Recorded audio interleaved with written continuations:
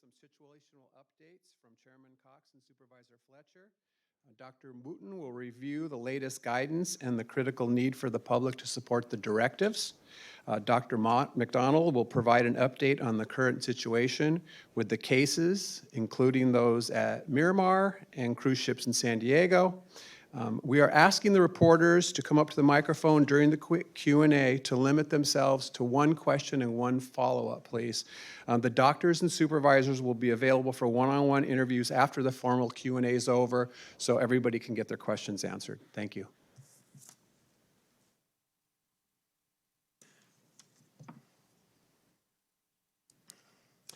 Well, good afternoon and welcome back. I'm again Greg Cox, Chairman of the San Diego County Board of Supervisors, and we're here to provide our continuing media and public information updates on the coronavirus. I'll just call it COVID-19. Once again, we have here today with us Supervisor Nathan Fletcher, who is serving on the board's coronavirus subcommittee along with myself. We also have with us Dr. Wilma Wooten, who is our county's public health officer, Dr. Eric Macdonald, who is the director of the county's immunization and epidemiology services branch, Dr. Nick Ivantides, who is our chief medical officer. And we also have available today, if there are questions that come up, Jack Pellegrino, who is our logistics chief. He also serves in a role as the director of purchasing and contract for the county of San Diego. Before we begin, I know people have a lot of questions, and I want to remind everyone that the county's website should be the first stop for information. People should also call their healthcare provider for health-related questions, including questions about symptoms, how and where to go tested, and any other questions you might have. People can also call 211 for general information about COVID-19 resources, as well as basic needs such as food, shelter, and financial assistance. If you don't have a healthcare provider, please call 211 for information available about healthcare resources and to be transferred to the county's public health line. With that, we'll get right started with Dr. Wooten first coming up. And again, Dr. Wooten is our county's public health officer. Dr. Wooten? Thank you again, Supervisor and Chairman Cox. Good afternoon, everyone, and thank you for being here once again. The current situation for COVID-19 continues to escalate with increasing cases. My report on cases is as of business day yesterday. We update our website every day at 5 p.m., so that's the information that I will have today. And then you can see the next rendition or update at 5 p.m. later this afternoon. So globally, novel coronavirus, which is causing the COVID-19 infection, has had almost 215,000 positive cases, resulting in 8,732 deaths. Now, if you look at the Johns Hopkins dashboard, you can see that that is updated about every 2 or 3 hours. So that probably is a good location to go to know what the numbers of cases are at any given point in time. But again, these numbers are as of close of business yesterday. Nationwide, there were 7,769 positive cases and 118 deaths.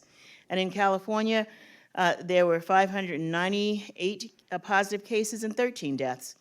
In San Diego, there were, at the end of business yesterday, there were 80 positive cases to date and no deaths. And Dr. Macdonald is going to go through the detailed demographics on our cases.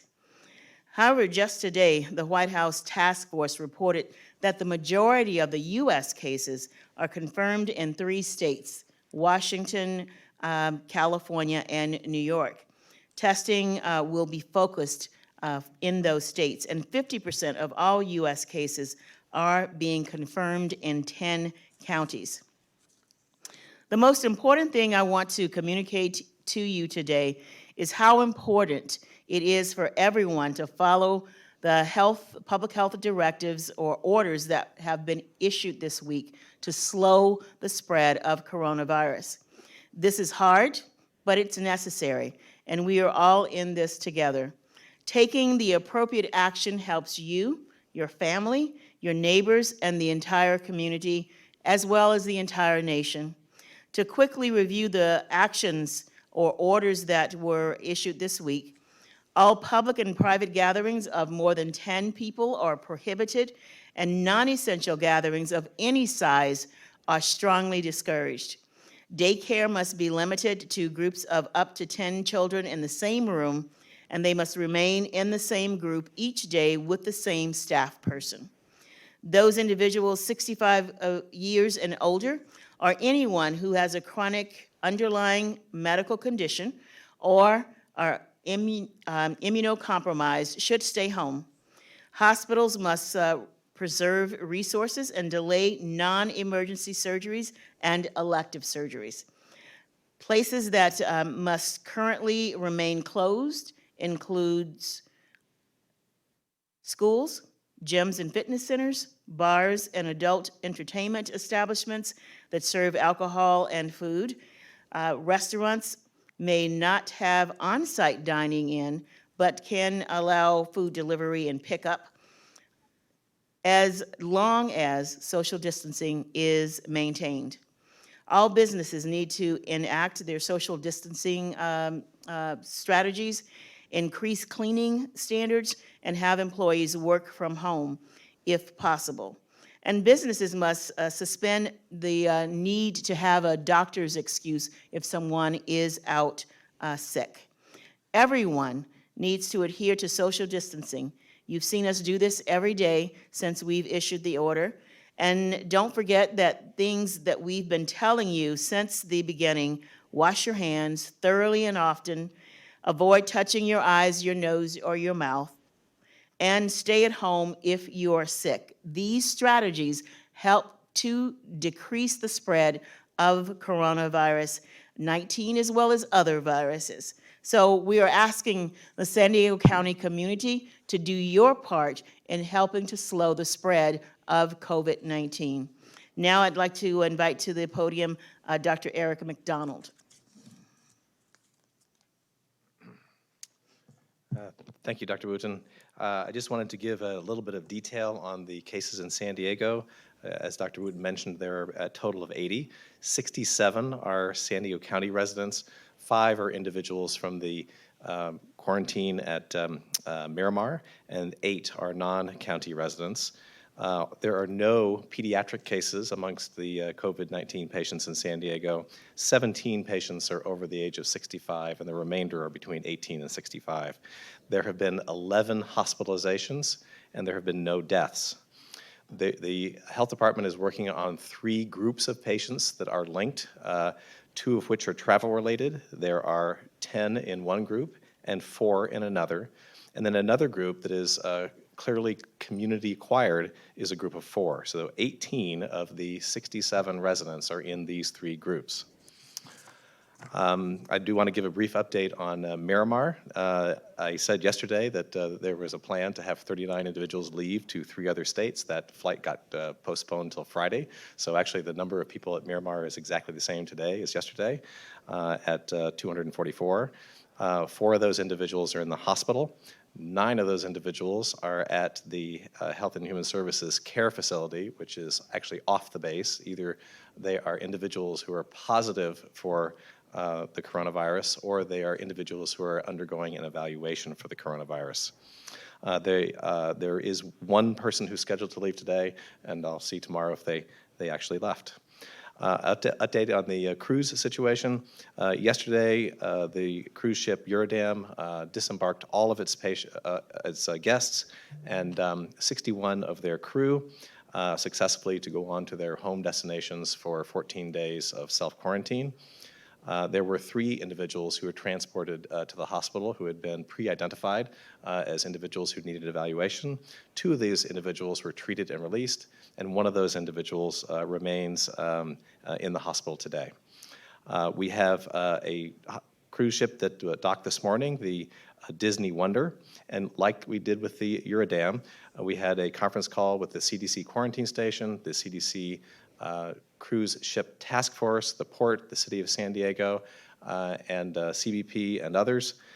to evaluate whether it was safe to allow disembarkation, and because none of the 1,980 passengers on the cruise ship and none of the crew, with the exception of one individual who was diagnosed with influenza, had respiratory symptoms, it was deemed that these individuals could be safely disembarked. Some of those individuals are leaving the ship today, and some of those are leaving the ship tomorrow. That concludes my part of the presentation, and I'll give some questions later, and then turn it over to Supervisor Fletcher. Thank you, Dr. Macdonald. Just in the last 12 hours alone, I've spoken to leaders of our city, Mayor Faulkner multiple times, along with other leaders of cities, elected officials at the state and federal level, heads of agencies, the heads of major universities, business leaders, philanthropy leaders, and that's just in the last 12 hours alone. And in every instance when we have reached out to them and asked for help, they have said yes. And I think that San Diegans should take comfort that your jurisdictions and your institutions across multiple ranges are all working together in a collaborative spirit. And I think this is having a positive impact in our ability to move things forward. In addition to these individual calls and contacts around things we're doing, our sector calls continue. This is an important part of our ability to communicate information. This morning we did one with our military and veterans community. We also had one with our local legislators, our local elected officials and leaders. Separate from that, Mayor Faulkner, myself, along with other mayors throughout the region, did a call with the Secretary of Health from the state of Baja. That call was coordinated by our local consul general because the reality is coronavirus doesn't detect a border and just decide to stop because there's a border there. And so we're working on areas of how we can better align and coordinate our efforts cross-border and cross-jurisdiction, and we're encouraged by that same collaborative spirit. Today, the Metropolitan Transit System, of which I serve as the chair, had a board meeting. Our transit system is an essential service. It is a vital service. For the members of our community who are transit dependent, that is how they get to the grocery store. That is how they get to a doctor's appointment. That is how they get to the things that they need. At MTS, we have taken extraordinary steps by increasing hygiene, by increasing cleaning. We have taken a series of steps to ensure social distancing on the buses and trolleys.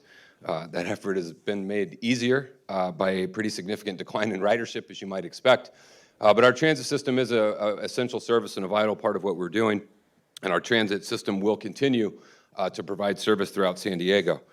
We also stood with leaders in our immigrant community. There's been some unfortunate instances of blatant racism that we have seen, and the reality is in San Diego, we're better than that. We know that we are one community. We know that coronavirus does not discriminate based on your immigration status, your ethnicity, your gender, and we are not going to as well. And we wanted to remind the immigrant community that under California state law, you will not be denied any health care service, nor will your immigration status be impacted by seeking out care and help that you need. And I think that that's an important message that we need to continue to convey to everyone in San Diego. Next point, 72 hours ago, we stood up the COVID-19 Community Response Fund in partnership with the San Diego Foundation and the United Way. We were thrilled to have an initial $1 million contribution from SDG&E, an initial $300,000 contribution from the San Diego Foundation. 72 hours later, that fund has surpassed $4 million in contributions received with additional pledges. They range from individuals who have given $10 to some incredibly generous individuals. And we want to encourage the public to utilize that fund in two ways. One, continue to consider donating. If you go to sdfoundation.org/COVID, you can make a tax-deductible donation. Those funds will go towards ensuring food security, rental assistance, income replacement for folks that have been hit hardest economically by the challenges we face. But on that same website, you can apply for assistance. If you are a San Diegan out there and you are in need of help and assistance, while we all wait for state and federal programs to come, we know that people who live paycheck to paycheck and are missing a paycheck could be struggling, and that assistance is there and it is ready to be deployed and to be helpful. Next update, the 13 county family resource centers in our Housing and Community Development Services office closed this morning to in-person service. But it is important to note that access to these services and access to the ability to sign up for these services remains fully intact. These are critical food and housing assistance, medical coverage, other vital support programs to help low-income families and individuals. And the County of San Diego stands ready and willing to ensure that your access to those services remains there. Our Access Customer Service Center and Housing and Community Development call line is available to those who already participate and will continue to operate at its normal hours, 7 a.m. to 5 p.m. The number where you can reach that is 888-724-7240. You can also go to the County of San Diego's website and get information about how you might be able to access those services. We have language interpreter services enabled to assist us in 150 different languages within seconds. 99% of the non-English calls are Spanish, and we have bilingual staff on hand and ready to assist in Spanish. No one will ask your immigration status or check with you on those issues, and we will make sure that you are able to get there. You might be interested to know that since we started talking about the importance of social distancing, 9,125 people have used that line. That is a significant increase, 28% increase in usage. On Wednesday, we received 1,133 online applications for assistance. That is a 100% increase versus normal usage. And so even prior to closing the physical offices, folks were using the phone line and the website more often. For folks who don't have a computer or access, we do have staff stationed outside of each of these locations. In the event someone just shows up, there will be someone there who can get you plugged into assistance and help, because it is important that our family resource centers continue to provide those vital help and assistance to those who are in need. And then in closing, you know, we're all getting contacted by a lot of friends and family, or in our case, constituents who are reaching out to us for information about how do we navigate through what is a really unprecedented event, something in my lifetime that has certainly never occurred. And there is a lot of concern and there is a lot of anxiety. And I think it's really important that we all realize that even though we are keeping physical distance from one another, we're not keeping emotional distance from one another. And that the ability to connect with one another is the bond that holds us together as a society, and we have to continue to do that, sometimes in more creative ways, sometimes in more unique ways. In my home, we have a senior citizen in his 70s, and we're heeding the advice of our public health doctors to say that he needs to be in isolation and not around within 6 feet of the younger ones. So at night, the little boys go to the hallway, and they say, "Hey, Papa, we love you. Because we love you, we're not going to come down and give you the big hug and kiss we usually do, because we want to keep you safe."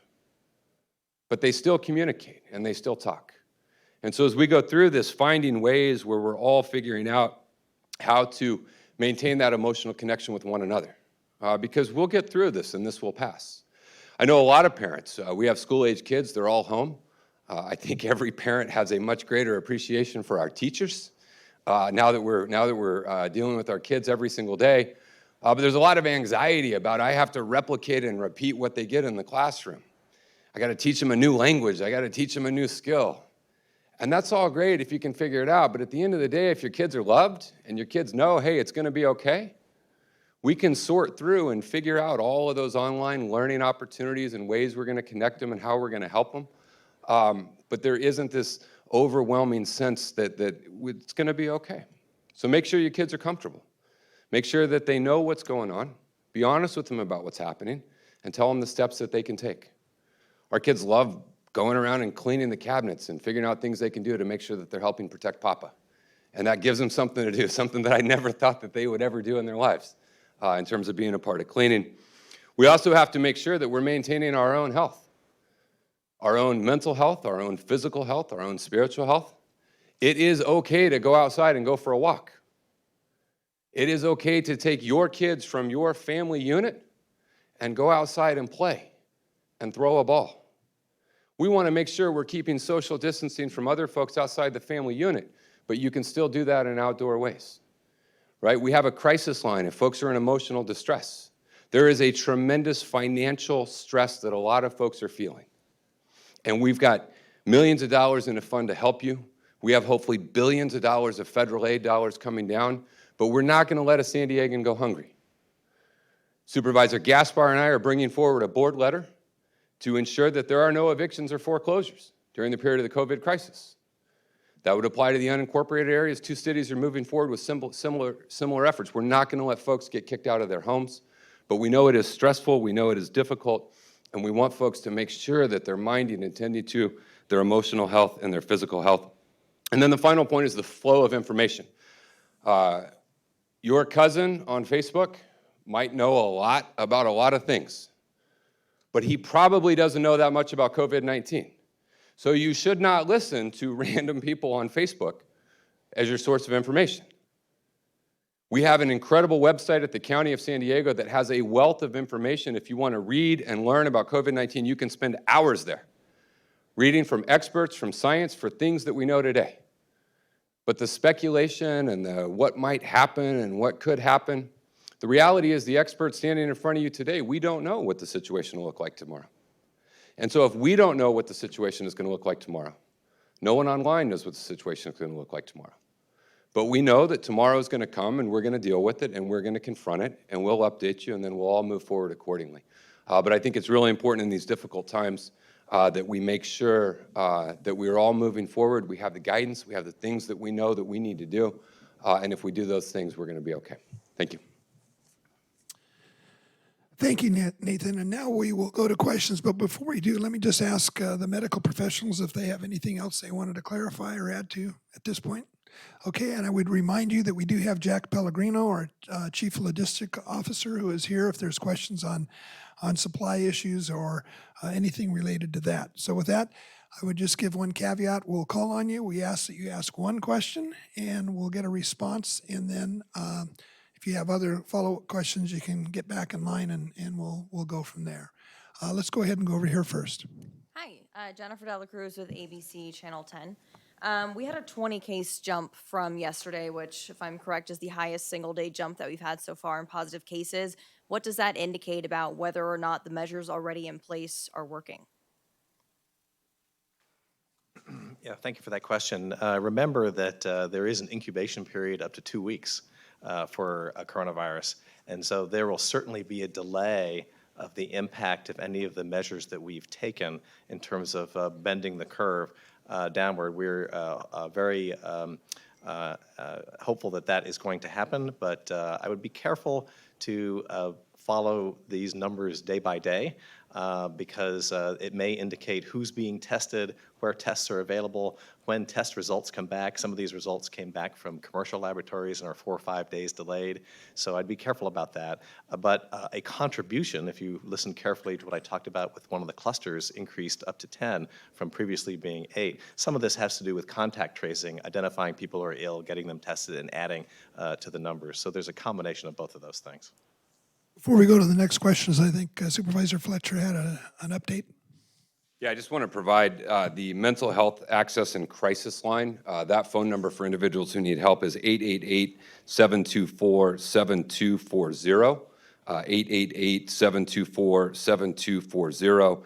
The Family Resource Center's number where you can call and get access to programs and services that are available is 866-262-9881, 866-262-9881. So 2 different numbers for 2 different services. Thank you.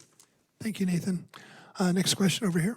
Hi, I'm Claudia with Univision San Diego. So I have a question about testing. I know we mentioned before that we can do 120 tests in our county lab, but can you give us a breakdown of what it looks like if we add private labs, hospitals into this? What are some of those numbers? You know, that's a great question. One of the things that we don't know is the total volume that's occurring in commercial laboratories because currently we're only getting positive results. We don't know how many tests are negative. There is actually a system that was briefed to us by the state today that will allow us to get those negative results so we can find out what the total volume is. Really, we only know how many are being done in our local hospitals, our local public health lab, and some of the ones that are being done by the Navy. So I can't really give you those numbers at this time. We hope to be able to in the future. And I have a follow-up, also same with testing. I know the CDC right now is still saying that in order to get a test, it still depends on your travel history, chronic diseases, and if you had contact with someone. But we are also saying that our seniors are some of our more vulnerable population. So is there any talks about expanding those guidelines, since we might be having local transmission in San Diego, to include some of our most vulnerable? Since we heard of a case specifically today about a 70-year-old woman who's saying that she has all these symptoms, but she can't get tested. So just to clear that a little bit. No, the testing situation is frustrating for everybody, both people who are trying to be tested and for physicians and for, in particular, hospitals taking care of patients in the hospital. There is a shortage of kits to begin with, and some people think a kit is like a pregnancy test you get at the store. It's like you do an easy test and you get a result. Actually, that's the components that help us identify this virus. But it turns out you have to have the right machine, and you have to have the right reagents, that is, the liquids that help you run the test. It turns out that there's shortages of the reagents also. And so it's very difficult to get results on those tests. We're currently using a testing algorithm that's in our health alert, and I'd refer you to that, the one that was published about a week ago. It's a very narrow group of people. We should be updating that in the next 24 hours for our local providers, but the guidance is there. So with those resources from the federal level saying that we might get, like in Washington, California, and I know, Ma'am, but just to ease some of that distress. Ma'am, we said one question at a time, and I want to follow up to answer a question that was asked before and tie it in with some things that Dr. Macdonald said. Yesterday, I used an analogy with one of the media outlets, but I would like to use it now more publicly in light of the question that was asked in terms of the 20 new cases. Folks, it is very important for everybody to keep in mind, for a host of factors, potentially one of the most important being the national challenge that we have with regard to the availability of all the things that we need to do the testing of, is the numbers at this point are really only the tip of the iceberg. It is very important for our community to not have a sense of security that because we have 3.3 million people living here, that 80 cases is not that significant. The tip of the iceberg is what we are able to capture, but it is fair for you all to understand that that iceberg is increasing in size under the water. And that is why it is so important for everybody in this community to heed the warnings that Dr. Wooten and Macdonald and all of us are consistently sharing with you. Do not have a false sense of security in terms of the number. In some ways, I don't want to say it's meaningless, but it is not that significant. Secondly, with regard to testing and something else that Dr. Macdonald said, part of the directives that Dr. Wooten has put forth do require all laboratories, private and health system, to report all test results, not just the positive ones. We need to also know how many tests are being run, the numerator and the denominator, because that will give us the opportunity to potentially do some very strategic modeling. And so, yes, we are calling on our entire region's compliance on following through with those requests. And I know, Dr. Macdonald, you had something else to follow up on? Okay. Okay, we'll go over here. Artie, one question? Thank you, Supervisor Cox. Dr. Macdonald, can you give us more detail? I mean, you didn't use the word clusters, but you did use the word clusters earlier this week. It sounds like we do have a third cluster. Can you give us more specific information and details about this latest group? I really can't at this time. I can tell you that the initial part of that group of individuals was travel-related out of the country, and then close social network that individual was associated with, but I really can't give you more details at this time. Okay, so is that to suggest that this third cluster is a local community spread, and does it involve our local school, a local school system?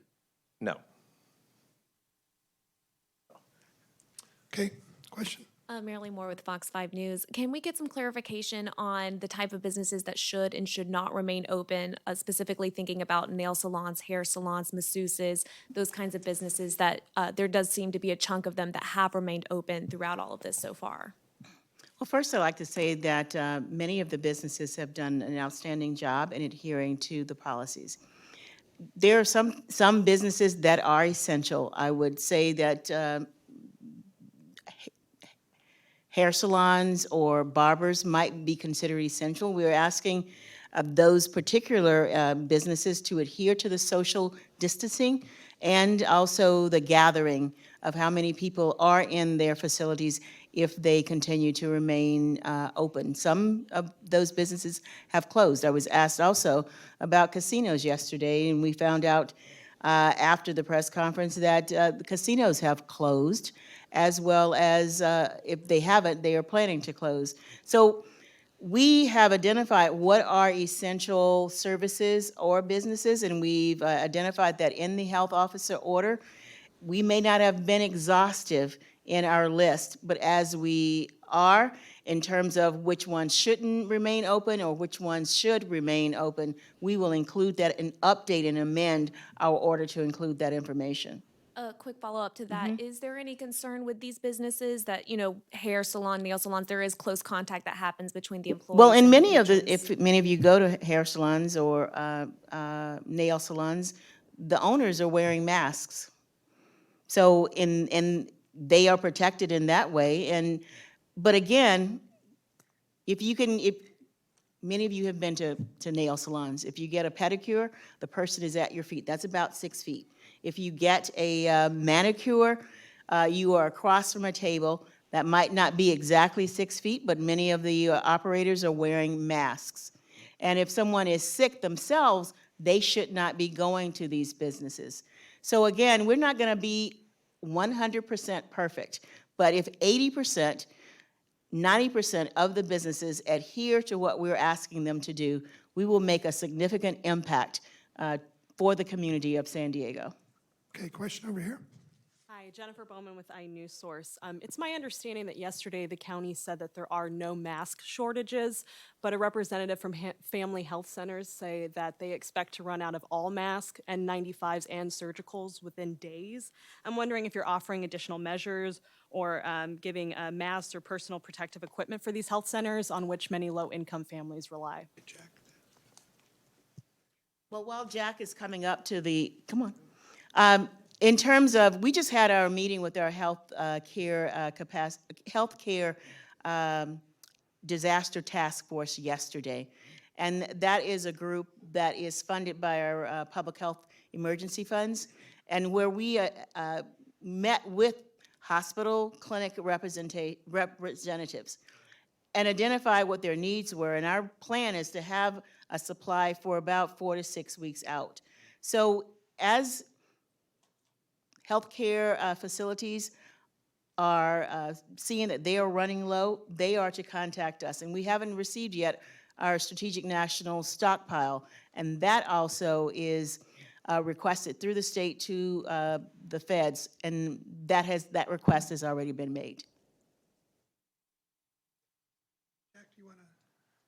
This is Jack Pellegrino. He's our logistics chief and director of purchasing and contracting.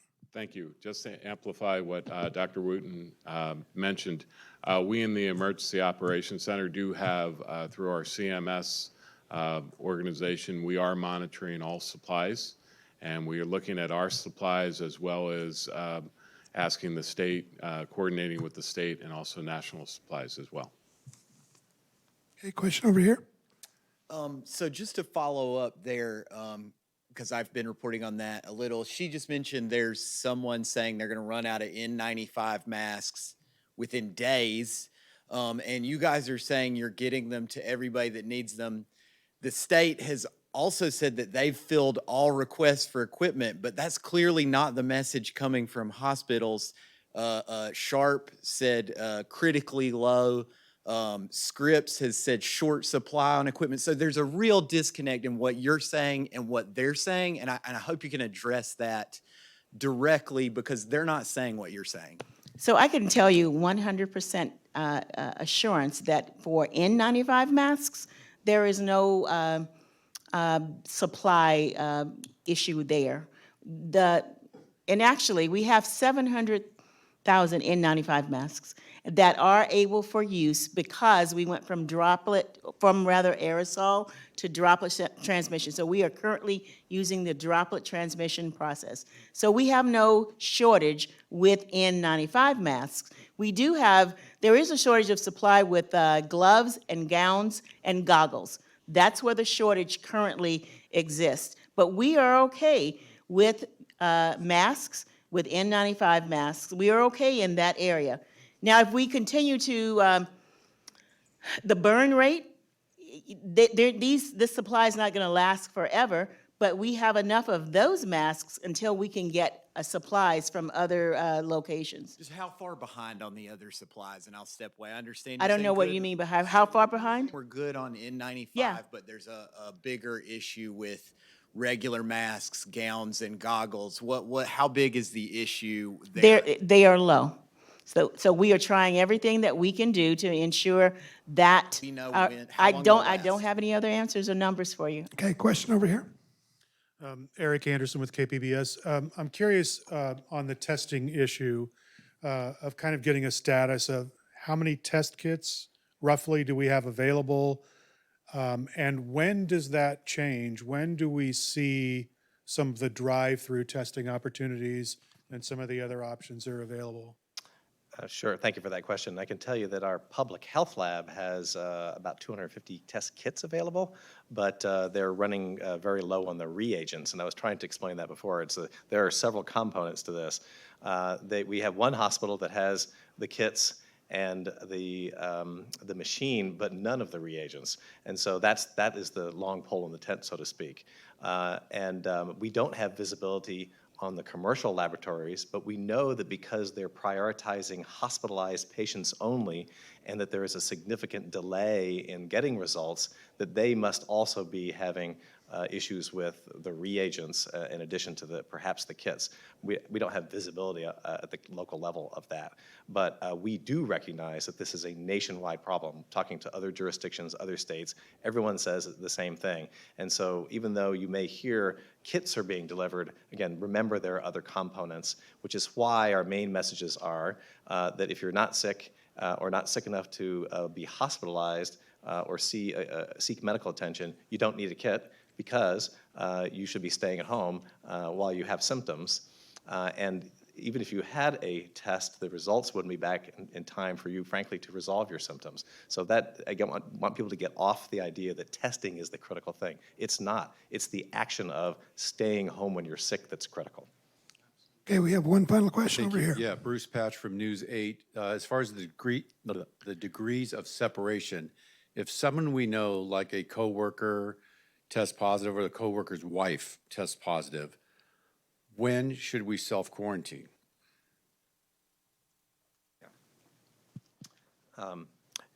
Very clearly, the evidence from China and actually from other locations is primarily it is household contacts of individuals who are positive, who are at highest risk. And so very clearly a household contact of a positive case should absolutely self-quarantine. Individuals who are more casual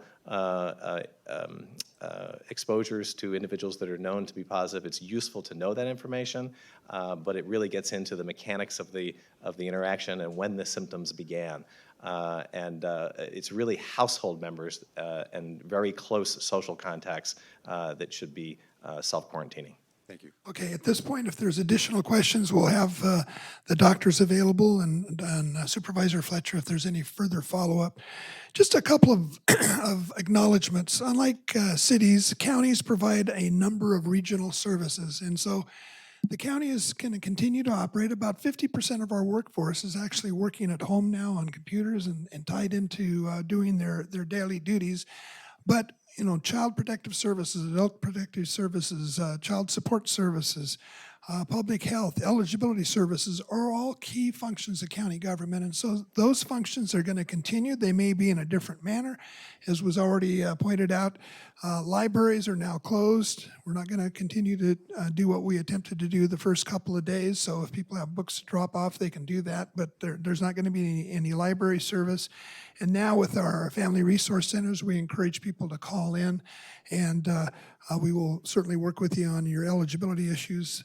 You know, I mentioned yesterday that while we're in a difficult time, it's tremendous to see those businesses and organizations that are going above and beyond the call of duty. And I mentioned a couple of stores yesterday that have decided to open up early to allow seniors and people with disabilities, compromised immune systems to come in before they open up to the general public. And I know that list has grown significantly. Northgate Gonzalez, Valeria, Super 8 Foods, Big Savers Food, Cardenas, Stater Brothers, Smart and Final, Albertsons, Target, Whole Foods, all of them are making their stores available before the normal operating hours. And I would encourage anybody that's in that category as a senior, 65 plus, or disabled, or have a compromised immune system to call those stores to get the exact times when they will be open up for those individuals. You know, Supervisor Fletcher, I want to commend him for the tremendous job that he's doing in the homeless community and reaching out across the border. I know he was on a conference call this morning, but I don't want anybody to think that the other three supervisors aren't doing their part. I know Supervisor Kristen Gaspar has been working with the American Red Cross and the San Diego Blood Bank. We've had to cancel a lot of blood drives, and yet the blood banks are in critical need of blood. So if you are healthy, we would encourage you to call either the American Red Cross or the San Diego Blood Bank if you're able to donate blood. There's a critical need for that. And I know Supervisor Jim Desmond has been doing podcasts on a daily basis to his constituents. He's also out in going around and making contact with different groups, including businesses in his district. Supervisor Diane Jacobs has been working with the casinos in East County and certainly working with her constituent groups. So all 5 members of the Board of Supervisors are engaged, and I want to thank all of them for the work that they're doing and the team spirit that we pulled together. Finally, I just want to acknowledge that our faith-based community is reaching out to their congregations and to people in their neighborhoods to see if there's seniors that maybe can't get out, that need food or prescriptions to be picked up or errands run. And so I want to commend the faith-based organization for the job that they're doing. And so many of our nonprofits are really stepping up to help out their neighbors, their customers, their clients. And again, this is a team effort. We really appreciate everybody's cooperation and the attitude that they have, that we need to pull together and we need to work together. And we will get through this. So with that, we'll conclude the comments for today. If there's additional questions, the doctors will be available. Thank you.